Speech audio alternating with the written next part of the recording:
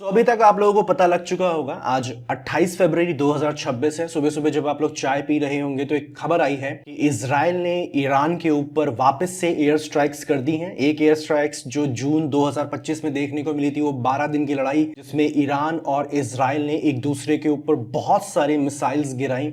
In fact Iran ने जो पलटवार किया था इजराइल के ऊपर, वो इतना खतरनाक था कि जो इजराइल का फेमस आयरन डोम है वो भी इनफेक्टिव हो गया था। बहुत सारी मिसाइल्स एक्चुअली में इजराइल में लैंड कर गई थी और बहुत ज़्यादा डिस्ट्रक्शन करी थी। अब वापस से इजराइल ने एयर स्ट्राइक्स करी हैं ईरान के। इस बार जो हमला हुआ है वो बहुत बड़े लेवल पे हुआ है। स्पेशल फोकस था तेहरान में, जो सुप्रीम लीडर हैं आयतुल्ला खमीनी, उनके ऑफिस के आसपास के रीजन में ज़्यादा एयर स्ट्राइक्स हुई हैं।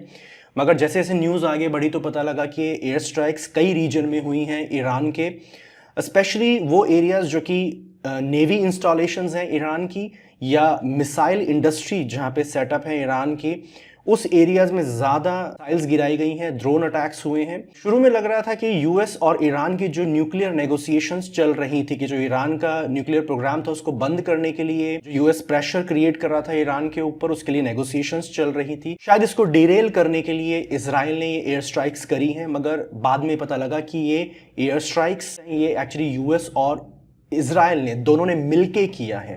ये दोनों का एक जॉइंट ऑपरेशन था।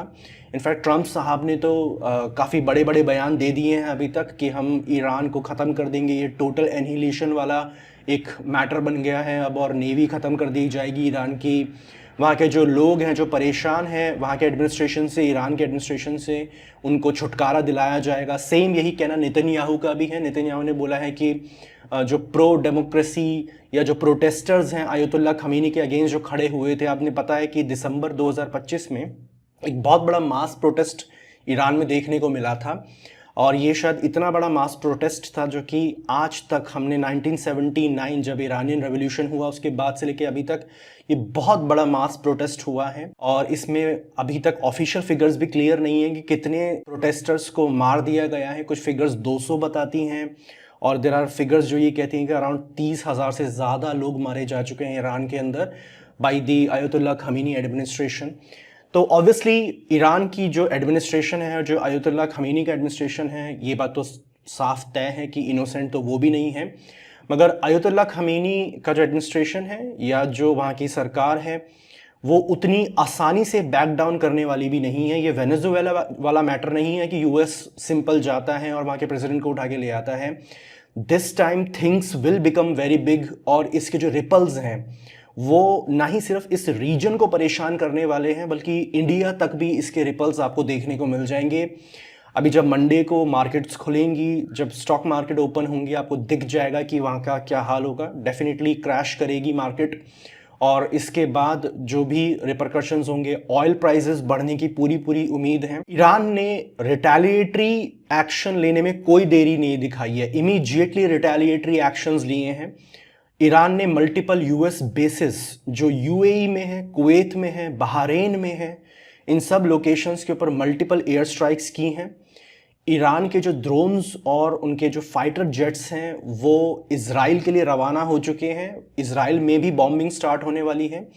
इजराइल ने ऑलरेडी अपनी पब्लिक को आगाह कर दिया है, वहाँ सायरन्स बज रहे हैं कि आप अपने आप को सेफ गार्ड कीजिए, क्योंकि ईरान रिटेलिएटरी एक्शन लेगा, इस बात का ऑलरेडी सबको पता था।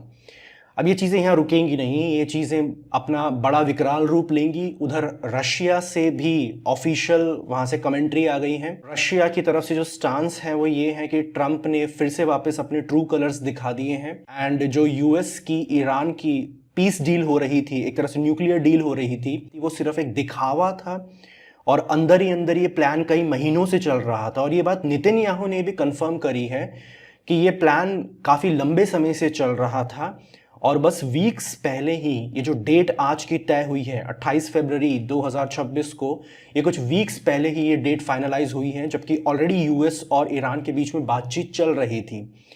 तो अब देखने वाली बात है कि ये मैटर कितना और एस्केलेट होता है। ये बात तय है कि छोटे मसला नहीं है, अभी ये मामला बड़ा हो जाएगा, और कहीं ना कहीं स्ट्रेट अवे शायद रशिया और चाइना इसमें पार्टिसिपेट ना करें, बट इनडायरेक्टली वो पीछे से ईरान को श्योरली सपोर्ट करेंगे।